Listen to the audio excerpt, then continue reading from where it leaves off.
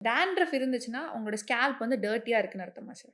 கண்டிப்பா. So that's true. நான் நெறைய வீடியோஸ்ல கூட சொல்லியிருப்பேன். நம்ம உடம்புலயே அசுத்தமான பகுதி நம்ம ஸ்கேல்ப் தான். இப்ப நம்ம கிச்சன்ல கூட அந்த எண்ணெய் பாத்திரம் தானே அழுக்கா இருக்கு ரொம்ப. ஏன்? எண்ணெய் பாத்திரத்துல தான் அந்த எல்லா டஸ்ட்டும், எல்லா அழுக்கும் வந்து ஒட்டிக்குது. ஏன்னா இட் அட்ராக்ட்ஸ். அப்ப நம்ம என்விரான்மென்ட்ல வந்து அவ்வளவு அழுக்கும், அவ்வளவு பொல்யூஷனும் இருக்கு. அந்த ஆயிலி சர்ஃபேஸ் தான் அத அட்ராக்ட் பண்ணுது.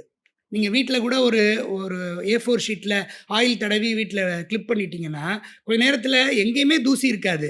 அந்த A4 ஷீட் மட்டும் அவ்ளோ அழுக்கா, அவ்ளோ தூசியா இருக்கும். அப்ப என்ன அர்த்தம்? அந்த சர்ஃபேஸ் வந்து அத அட்ராக்ட் பண்ணுது. அப்ப ஆயிலி சர்ஃபேஸ் வந்து பொல்யூஷனையும், டஸ்ட்டையும் எல்லாத்தையும் அட்ராக்ட் பண்ணுது அப்படின்னு அர்த்தம். அப்ப ஆயிலி சர்ஃபேஸ் நம்ம உடம்புல ஆயிலி சர்ஃபேஸ் எப்பவுமே ஆயிலியா இருக்கிறது ஸ்கேல்ப் தான். ஸோ அதனால அதுதான் அசுத்தமான பகுதி.